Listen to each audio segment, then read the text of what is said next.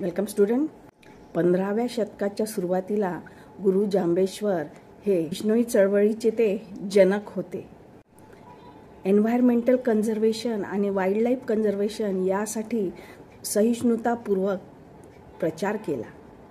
निसर्गाचे संरक्षण करण्यासाठी तसेच प्राणीमात्रांचं रक्षण करण्यासाठी त्यांनी सर्व समाजाला एक आज्ञापत्र दिले. आवाहन केले की सर्वांचे विकास व्हावा. तसेच निसर्गाचे संरक्षण करण्यासाठी त्यांनी आज्ञापत्र दिले, ज्याला आपण ईश्वरीय आदेश सुद्धा म्हणू शकतो, व त्याला अतिशय महत्त्व दिले.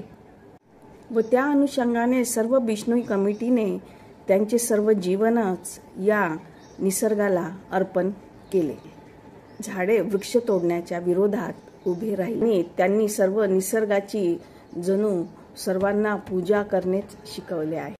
1700 मध्ये जोधपूरचे महाराज यांनी एक राजकीय आदेश दिला की त्यांना एक राजमहल बांधायचा आहे आणि त्यासाठी त्या विशिष्ट जागेवरचे वृक्ष त्यांना तोडायचे होते.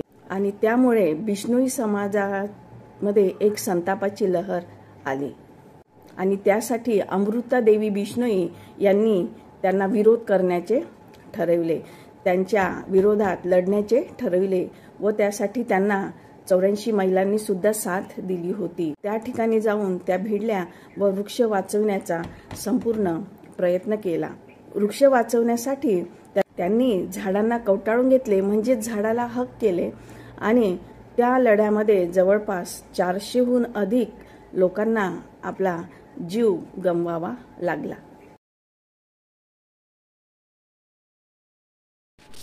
संपूर्ण रक्ताने माखलेल्या अमृता देवी यांनी अखेर लढा जिंकला व राजाने माघार घेतली व वचन दिले की Bishnoi land remains untouched and protect the whole land and environment with plants and wild life.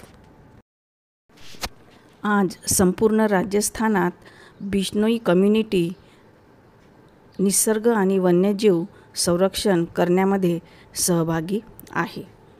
Bharat सरकारने अमृता देवी यांच्या नावाने म्हणजेच Amrita Devi Bishnoi wildlife protection award देण्याचे घोषित केले. The first award was given to Ganga Ram Prasad Bishnoi of Chirai village of Jodhpur in 2001. So student, find out why he was given this prestigious award. Thank you very much. Bye bye.